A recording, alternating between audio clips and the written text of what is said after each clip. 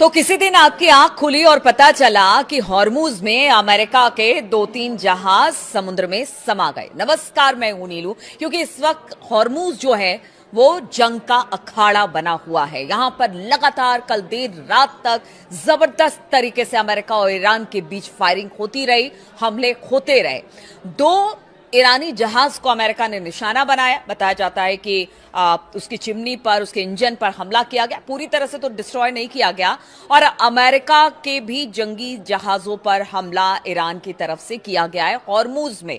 तो आप समझिए कि किस तरह की शांति वार्ता है, किस तरह से शांति काल इस वक्त चल रहा है। जब शांति काल में इतनी ज्यादा चीजें सामने आ रही है हॉर्मूज में, तो आप समझिए कि अगर शांति नहीं होती, पहले हमने देखा था कि किस तरह की स्थिति थी, तो हम इसको सीज फायर कैसे मान ले। सीज फायर से पहले ही अगर इस तरह की कार्रवाई हो रही है तो कभी भी कोई बड़ा हमला हो सकता है अमेरिका और ईरान के बीच में। अभी देखिए, अभी 4-5 दिन पहले ही ईरान को भेजा गया था अमेरिका की तरफ से 14 सूत्रीय प्रस्ताव। कहा गया था 30 दिन की मोहलत होगी, बातचीत होगी, चाहे वो परमाणु कार्यक्रम हो या बाकी चीज हो। लेकिन उसके बावजूद अमेरिका लगातार हमले कर रहा है और फिर कह रहा है कि वो अपने बचाव में यह हमला कर रहा है। अब बताइए, आप किसी के घर में घुसने की कोशिश करेंगे, कोई आप पर हमला नहीं करेगा। इनके 2 अमेरिका के डिस्ट्रॉयर फारिस की खाड़ी की तरफ आगे बढ़ रहे हैं, हॉर्मूज में घुसने की कोशिश करते हैं। और जब ईरान हमला करता है तो फिर आप कहते हैं कि हम अपने बचाव में हमला कर रहे हैं। यानी आप जानबूझ के प्रवोक कर रहे हैं ईरान को, और ईरान इसी का जवाब आपको दे रहा है। अब तो देखिए, पहले ये खबर आई थी कि जितने भी अरब मुल्क हैं वो अमेरिका के साथ मिल गए हैं, लेकिन एक बार फिर से खबर ये आ रही है कि अरब मुल्कों ने अपनी धरती देने से अमेरिका को इनकार कर लिया है। क्योंकि पीछे जो युद्ध हुआ था उसमें भारी नुकसान इन अरब मुल्कों को हुआ था। सऊदी अरब हो गया, यूएई हो गया, कतर हो गया, सब जगह पर हमने देखा था कि ओमान हो गया, किस तरह से हमले हुए थे। तो क्या अब जो अमेरिका के दोस्त हैं ये सारे अरब मुल्क, उनको भी लग रहा है कि पता नहीं हम धरती अपनी अगर देना शुरू कर दे। क्योंकि कहा यह जा रहा था यूएई की तरफ से उड़ान जहाज ने, जो फाइटर प्लेन्स हैं या फिर फ्यूल भरने वाले जहाज हैं, उनको देखा गया है। लेकिन अब ये खबर आ रही है कि शायद उन्होंने अपना डिनाई कर दिया है। तो आप सोचिए कि कभी ये अरब मुल्क कहते हैं कि वो अमेरिका के साथ है, कभी कहते हैं हम अपनी धरती नहीं देंगे। लेकिन गाहे बगाहे इस तरह की खबर आती है कि इन्हीं धरती से, यहीं पर जो तमाम एयर बेसेस हैं अमेरिका के, वहां से हमला ईरान के ऊपर किया जा रहा है। और अब तो हॉर्मूज जो है वो जंग का मैदान बन गया है। इसी बीच खबर ये आ रही है कि अब ईरानी संसद में हॉर्मूज को लेकर एक प्रस्ताव लाया गया है और हॉर्मूज को लेकर एक कानून बनाने की तैयारी में ईरानी संसद है। अब देखिए, ईरानी संसद अगर इस कानून को पास कर देती है, जिस प्रस्ताव को लाया गया है, तो उसके बाद हॉर्मूज में घुसना अमेरिका के लिए नामुमकिन हो जाएगा। और अमेरिका अगर यहां पर अंदर घुसता है तो कहीं ना कहीं डायरेक्ट तौर से वो उसकी संप्रभुता, यानी कि ईरान की संप्रभुता पर चोट करता है, उसके कानून का उल्लंघन करता है। अभी तो आईआरजीसी ही वहां पर जवाब दे रही है अमेरिकी हमलों का। लेकिन अगर ये कानून बनाता है ईरान, तो आप समझिए कि अमेरिका की मुश्किलें बंद हो जाएगी। हालांकि मानना ना मानना इस कानून को अमेरिका के हाथ में है, लेकिन फिलहाल तो यह कहा जाएगा कि अमेरिका ने उनके क्षेत्र में घुसने की कोशिश की है, जबकि ईरानी संसद अगर ये हॉर्मूज को लेकर जो कानून बना देते हैं।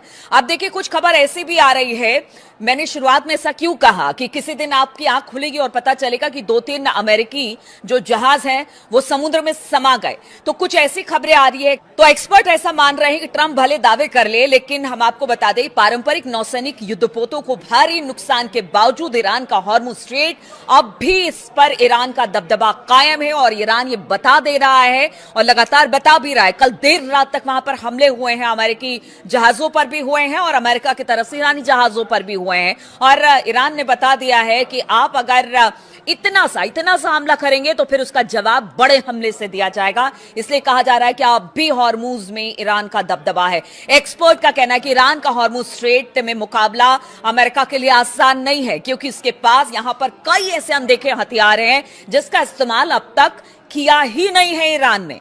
और आप समझिए कि अगर मैं कह रही हूं कि किसी दिन आपकी आंख खुली और आपको पता चला कि अमेरिकी जहाज पानी के गर्त में समा गए, तो उसके लिए अब बताया जा रहा है, जो एक्सपर्ट कह रहे हैं कि ईरान के पास कुछ ऐसे फ्लीट हैं जिनको मॉस्किटो फ्लीट कहा जाता है, यानी मच्छर की सेना।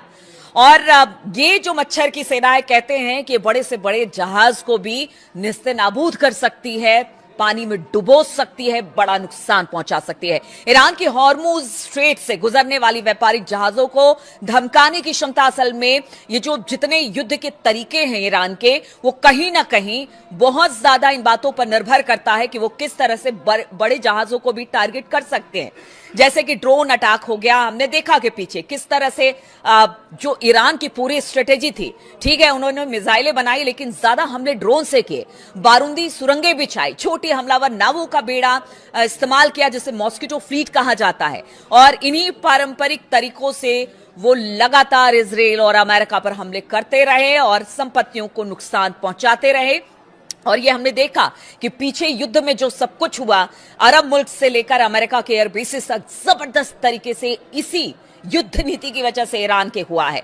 सीएनएन की माने तो मिलिट्री एनालिसिस ने ईरान के इन छोटे जहाजों को, जिसे मच्छर बेड़ा नाम दिया गया है क्योंकि अब लड़ाई हॉर्मुज में हो रही है, इसी इन मच्छर बेड़ों का इस्तेमाल किया जा रहा है।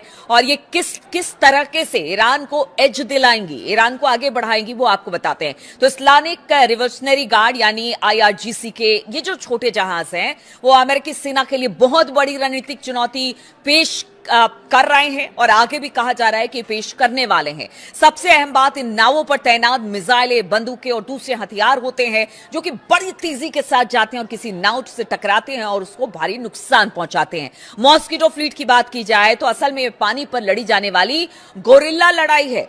और देखिए, इसके लिए ईरान जाना जाता है। जिस तरह से उसने स्ट्रेटेजी बनाई और भारी नुकसान अमेरिका को पहुंचाया, उसमें ये जो मॉस्किटो फ्लीट है वो भी अब बड़ा योगदान इस पूरे हॉर्मुज स्ट्रेट में देने वाला है और इसे गुरिल्ला युद्ध से जोड़ा जा रहा है। हॉर्मुज स्ट्रेट के आसपास ईरान के द्वीप जो हैं, कहा यह जाता है कि यहां जो गुफाएं बनी हुई है या जो पहाड़ी जो छोटे छोटे दरार हैं, उसमें इस फ्लीट को छुपाकर रखा जाता है और जब कभी भी जरूरत होती है इनको पानी में उतार दिया जाता है। स्ट्रेट ऑफ हॉर्मुज के ये सक्रिय रास्ते से गुजरने वाले जहाज शक्तिशाली होते हैं, कितने भी शक्तिशाली युद्धपोत क्यों ना हो, उनको जबरदस्त तरीके से नुकसान पहुंचाते हैं और वहां पर ये बड़े जहाज अपने आप को बेबस पाते हैं। मॉस्किटो फ्लीट एक छोटा, तेज, फुर्तीला नावों का बेड़ा है जिसे कहीं भी इस्तेमाल किया जा सकता है पानी में। इसकी आवाजाही में रुकावट डालने या फिर जो वहां पर जहाज हैं उनको नुकसान पहुंचाने के लिए ही इसे खास तौर पर डिजाइन किया गया है। यह फ्लीट समुद्र में एक कह लीजिए कि छापामार बल की तरह काम करती है। ये पारंपरिक तरीके से लड़ने के बजाय मारो और भागो की रणनीति पर पूरी तरह से डिपेंड करती है। मॉस्किटो फ्लीट की नावों में गार्ड जो होते हैं वो नौसेना मिसाइलों और ड्रोनों को छिपी जगहों से लॉन्च कर सकते हैं, यानी जो छोटे छोटे समुद्र के किनारे जो गुफाएं हैं या दरारें हैं वहां से भी इसको लॉन्च किया जा सकता है। सैटेलाइट तस्वीरों में ये दिखाई भी नहीं देता, इसे पकड़ना बड़ा मुश्किल है। इन्हें पथरीली समुद्री तटों पर खोदी गई गहरी गुफाओं के अंदर बने खाटों पर बांधकर रखा जा सकता है और अगर जरूरत पड़ी तो तुरंत इसे पानी में उतार दिया जाता है। आप देखिए किस तरह से अब अमेरिकी जो जहाजें हैं उनके लिए एक बड़ा सिरदर्द बनी हुई है। और दूसरी तरफ खबर यह आ रही है कि ईरान लगातार चुनौती अमेरिका को दे रहा है और अमेरिका जो है वो बातचीत, बार बार हम देखते हैं कि बातचीत की पेशकश करता है लेकिन जबरदस्त तरीके से हमले करता है। अब कोई भी बड़ा हमला हो सकता है लेकिन अभी जो स्थिति है बेहद खतरनाक है और इस खतरनाक स्थिति को देखते हुए कहा यह जा रहा है कि अगर ये कानून ईरान सरकार लेकर आ जाती है हॉर्मुज को लेकर, तो फिर अमेरिका के लिए बड़ा मुश्किल होने वाला है। लेकिन ये मान के चलिए कि ईरान तो यहां से गिव अप करने वाला नहीं है। ईरान ने कई ऐसे हथियार, एक्सपर्ट भी इसको बता रहे हैं कि अगर ईरान हॉर्मुज में वो अपने आप बता रहा है कि हमारी जगह है, आप इसमें घुसेंगे तो हम मारेंगे, यानी उसके पास कुछ ऐसे इंतजाम जरूर हैं जिससे कि वो अमेरिका को बड़ी भारी चुनौती दे सकता है। और इस बीच एक और खबर आई है कि कल देर रात तक जो झड़प अमेरिका और